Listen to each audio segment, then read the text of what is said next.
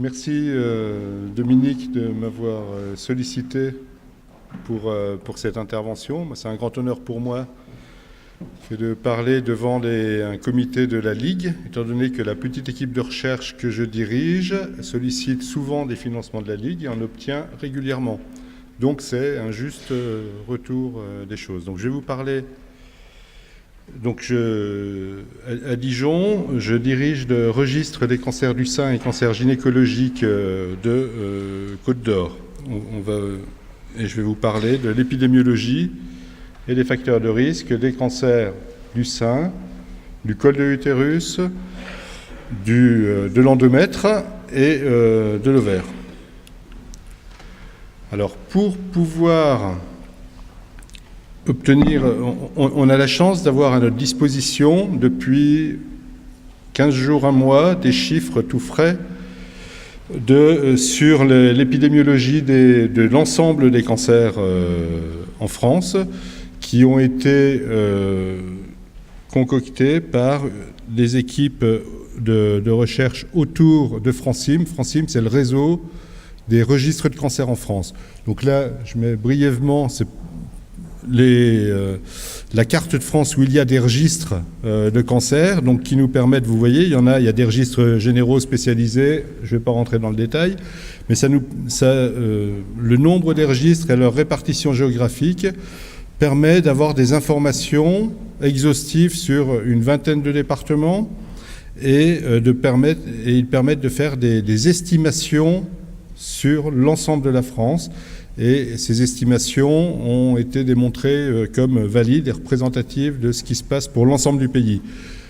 Donc, toutes les figures et diapositives et courbes que je vais montrer sont issues de ces deux publications, donc celle qui vient de sortir il y a 15 jours, la publication sur les estimations nationales de l'incidence et de la mortalité par cancer en France métropolitaine entre 1990 et 2018. Donc ce rapport est accessible sur le site de Santé publique France, gratuitement évidemment, et aussi sur le site de l'Institut national du cancer.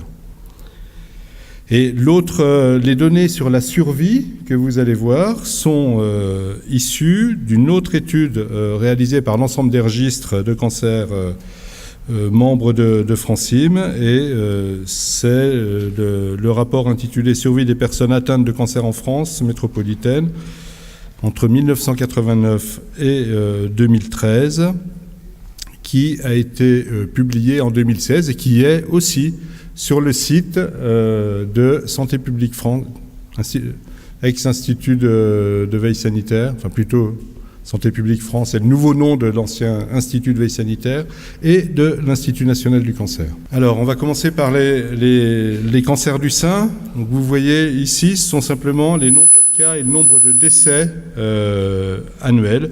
En 2018, un peu plus de 58 000 nouveaux cas de cancer du sein invasif chez les femmes ont été diagnostiqués en France. Parallèlement, un peu plus de 12 000 décès de ce cancer qui, vous le voyez bien, est le cancer le plus fréquent de la femme, puisque 33% des cancers diagnostiqués chez les femmes sont des cancers du sein actuellement. On voit, et on va voir après sur les courbes suivantes, l'évolution en termes de nombre de cas. Vous voyez qu'on est passé d'un peu moins de 30 000 en 1990 à pas loin de 60 000 maintenant. Donc c'est un cancer dont la fréquence a augmenté. Parallèlement, le nombre de décès, vous voyez, n'a pas augmenté de façon proportionnelle à l'augmentation du nombre de cas. Les facteurs de risque qui sont communément reconnus comme étant les facteurs de risque de cancer du sein, c'est tout d'abord l'âge. Le cancer du sein, on le verra tout à l'heure, est un cancer qui est diagnostiqué chez la femme à partir de 60-65 ans. Il devient très fréquent. Les facteurs hormonaux et reproductifs qui exposent à une hyper-œstrogénie, donc une imprégnation de l'organisme en estrogène importante, sont considérés comme des facteurs qui favorisent le risque de cancer du sein. Donc on peut détailler un petit peu. On les reverra tout au long des autres facteurs de risque des autres cancers. Donc la puberté précoce, la ménopause tardive, le fait d'avoir pas ou peu d'enfants, des premières grossesses qui survient tard, le fait de ne pas allaiter sont des facteurs de risque qui ont été mis en évidence qui augmentent le risque d'avoir un cancer du sein. Les traitements hormonaux substitutifs de la ménopause, dans une moindre mesure, ont été démontrés comme des facteurs de risque potentiels de facteurs du sein grâce à une grande étude française, l'étude de la cohorte des femmes de la MGEN E3N.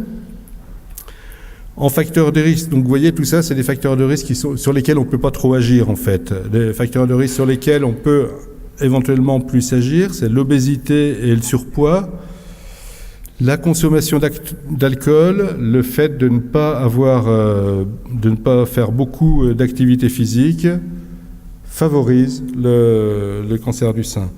Évidemment, les antécédents de pathologies mammaires bénignes comme les hyperplasies sont également des facteurs de risque de cancer du sein, mais ça, Suzette Delaloge vous le développera plus tout à l'heure dans le cadre du dépistage. Les facteurs génétiques, c'est Dominique Stopalionnet qui va vous en parler, mais pour le cancer du sein, ils existent. Et en discussion, alors il y a évidemment des études sont faites tous les jours, et en discussion, le travail de nuit, les perturbateurs endocriniens sont actuellement discutés pour favoriser un petit peu, pour augmenter légèrement le risque de cancer du sein. Alors on a vu tout à l'heure sur les tableaux avec les effectifs, avec les nombres de cancers année après année ou tous les 5 ans, que le cancer du sein avait une fréquence qui augmentait. Ici sur la courbe rouge, c'est la courbe de l'incidence des cancers du sein. Ici c'est la courbe en bleu de la mortalité. Et là l'incidence elle est non plus indiquée en termes de nombre de cas diagnostiqués chaque année, mais elle est transformée en un taux d'incidence standardisé sur la population mondiale de référence afin de pouvoir comparer les données dans différents pays et dans le monde entier. Donc on voit quand on transforme en taux, c'est-à-dire en rapportant le nombre de nouveaux cas de cancer à la population soumise au risque d'avoir un cancer, on voit que l'augmentation existe bien sûr, de l'incidence existe. Ici, on est sur une échelle logarithmique, donc qui a tendance à aplatir un peu au-dessus, mais elle est beaucoup moins importante que ce qu'on a vu tout à l'heure en termes d'effectifs. Pourquoi il y a une différence comme ça ? Parce que il y a plus de femmes, la population a augmenté, donc les femmes sont plus nombreuses, les femmes sont plus âgées, et on sait que l'âge est un facteur de risque. Le nombre de femmes fait que, au total, on arrive à une augmentation annuelle entre 1990 et 2018 d'environ 1,1% par an du taux d'incidence des cancers du sein. Donc c'est quand même quelque chose. Et dans la deuxième partie, si on regarde simplement à partir de 2010, là on voit que c'est un peu plus plat et on a une augmentation moyenne simplement de 0,6% d'augmentation annuelle de l'incidence des cancers du sein. Si vous regardez maintenant la mortalité, on a vu tout à l'heure que le nombre de décès augmentait légèrement. Il augmentait légèrement parce qu'il y avait beaucoup plus de cancers, mais quand on rapporte pareil, avec la même explication que tout à l'heure à la population, le taux de mortalité diminue, et on voit là, il diminue nettement de près d'1,5% par an en moyenne, et encore dans la dernière période de 0,6% chaque année. Donc l'incidence, elle augmente encore, elle s'est stabilisée autour des années 2005 et elle reprend tout doucement un petit peu, mais elle augmente beaucoup moins vite qu'avant, et la mortalité continue à diminuer. Ici, c'est pour voir l'incidence et la mortalité des cancers du sein en fonction des tranches d'âge. Et on voit bien que Le cancer du sein, il est heureusement rare avant 30-40 ans. Il commence à augmenter à partir de 40 ans de façon assez forte. Il y a un petit plateau là. Et ensuite, le pic de l'incidence des cancers du sein, c'est autour de 70-74 ans. Donc c'est là qu'il y a des taux extrêmement importants de cancer du sein. Et après, on observe une légère diminution dans les âges plus avancés, mais avec quand même des taux très très importants. Et la courbe de la mortalité montre une augmentation, donc d'abord une courbe qui est très découplée de la courbe d'incidence, ce qui veut dire que c'est un cancer qui se guérit bien, et une courbe qui augmente, la mortalité augmente progressivement avec l'âge.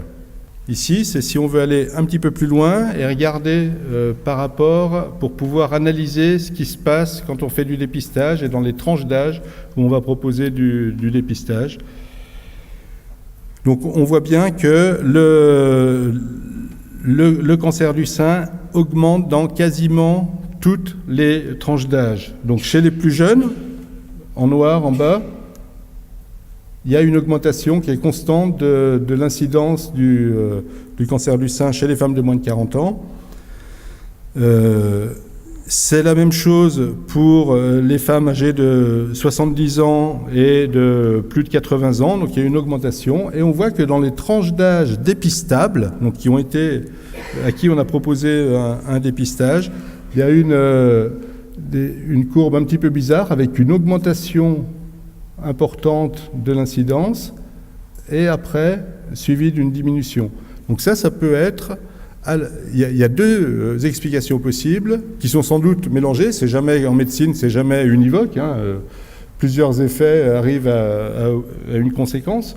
Il y a l'effet des traitements hormonaux substitutifs de la ménopause qui étaient largement utilisés jusqu'en 2005. Et à partir de 2005, il y a eu un coup d'arrêt par rapport aux publications qui ont montré qu'il y avait un surrisque de cancer du sein chez les femmes qui prenaient ces traitements.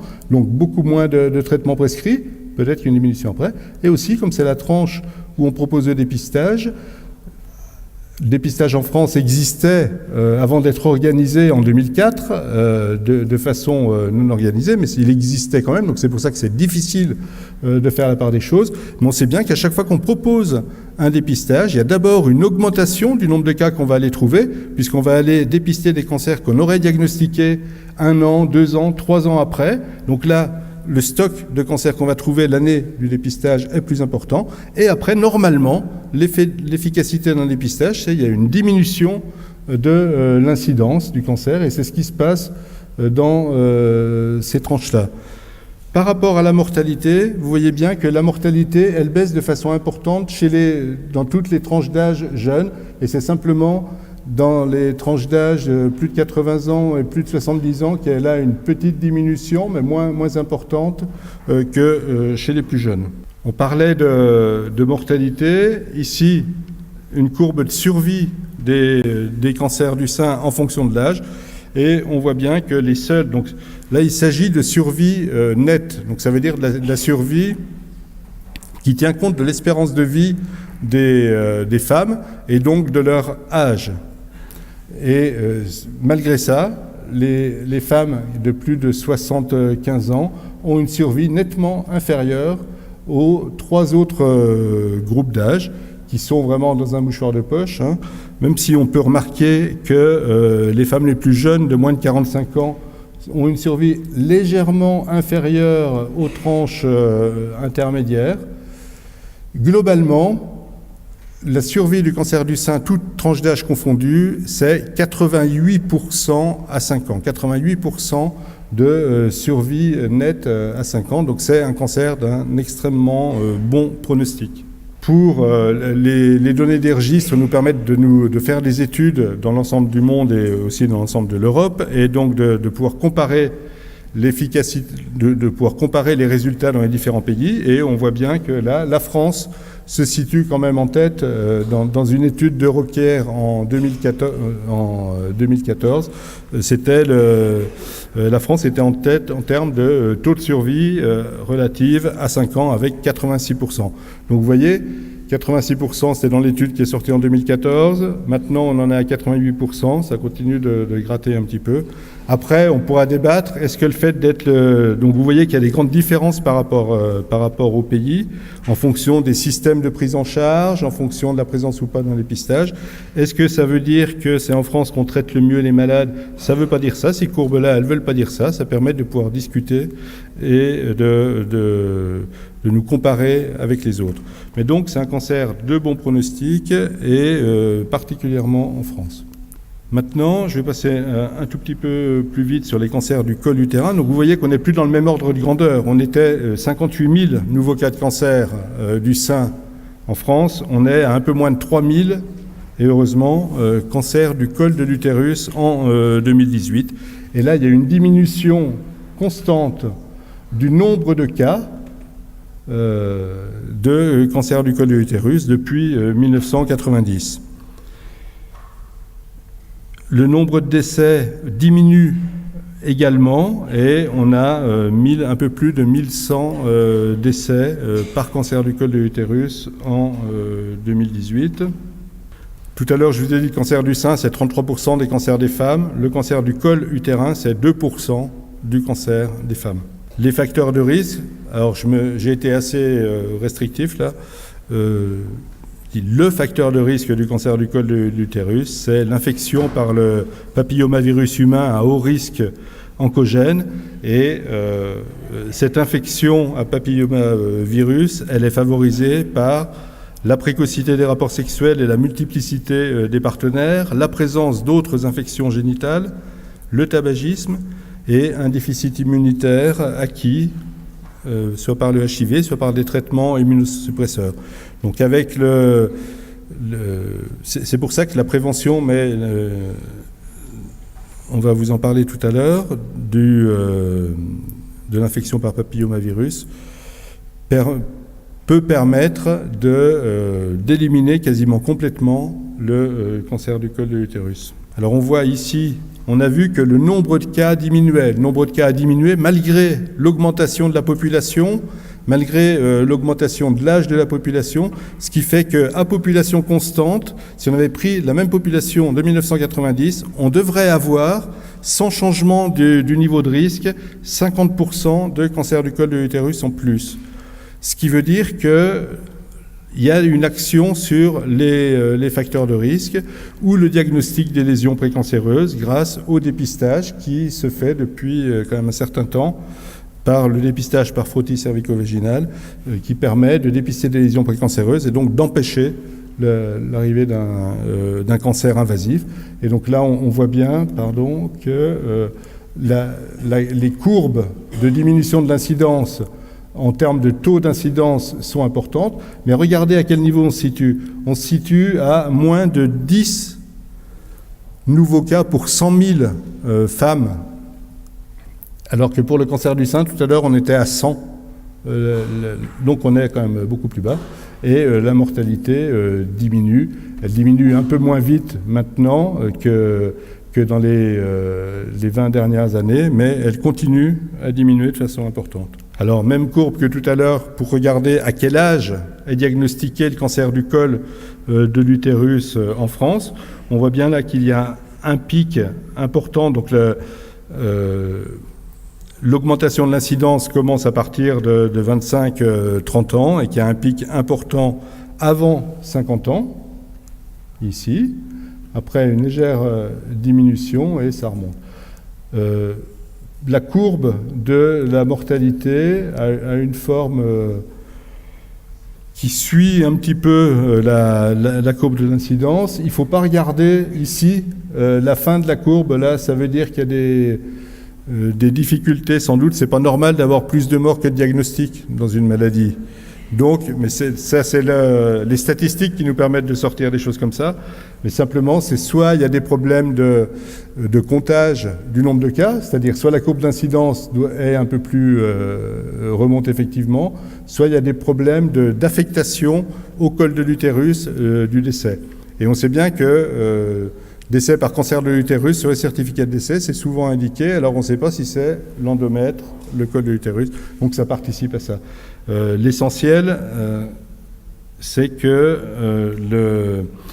c'est un cancer, on voit, dont la mortalité augmente, comme tout à l'heure, avec l'âge.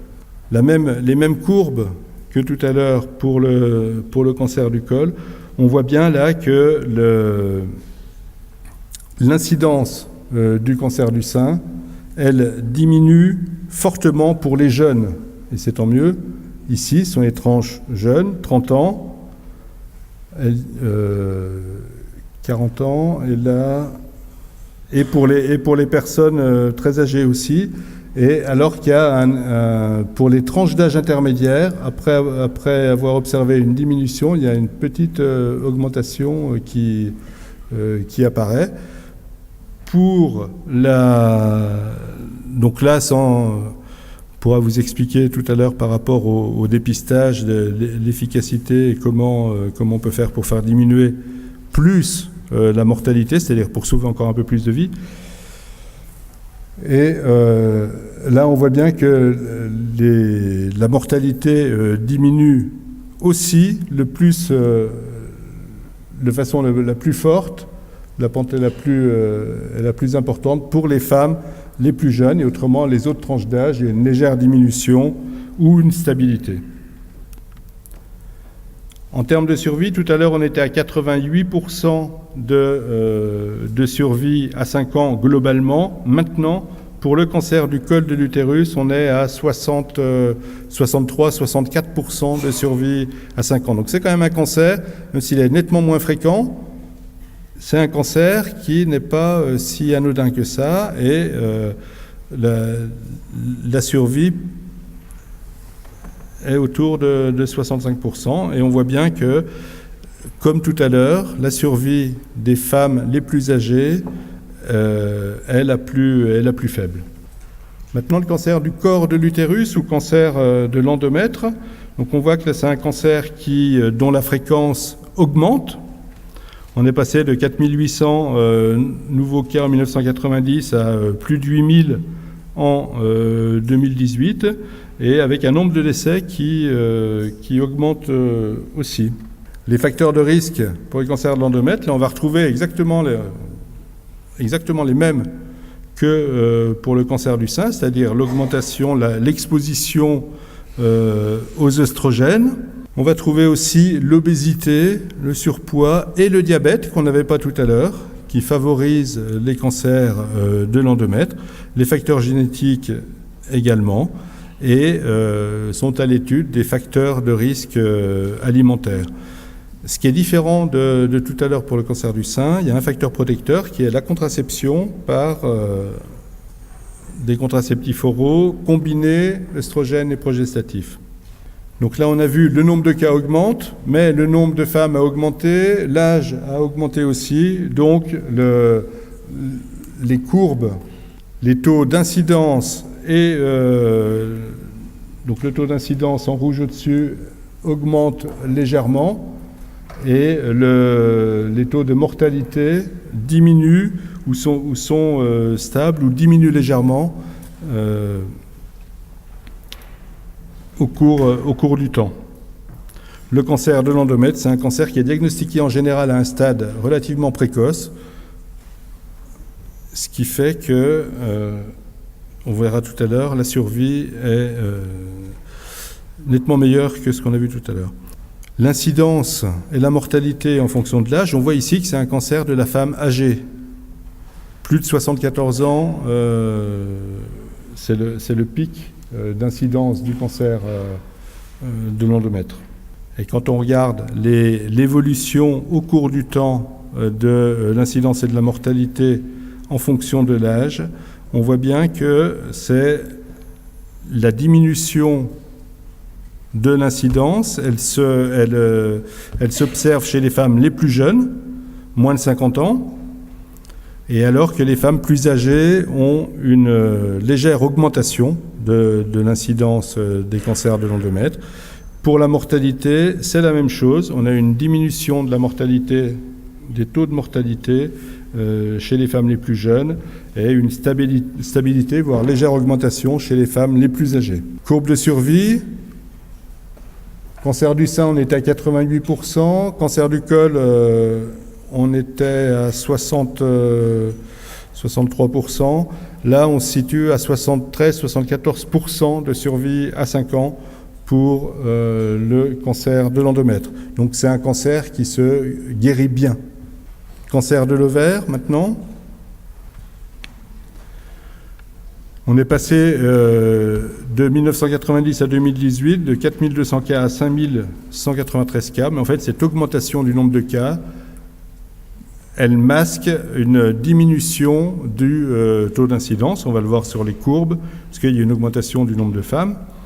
Et le nombre de décès a augmenté très très légèrement aussi. Mais donc, avec ces 5000 nouveaux cas par an, le cancer de l'ovaire représente à peu près 4,5% de l'ensemble des cancers des femmes.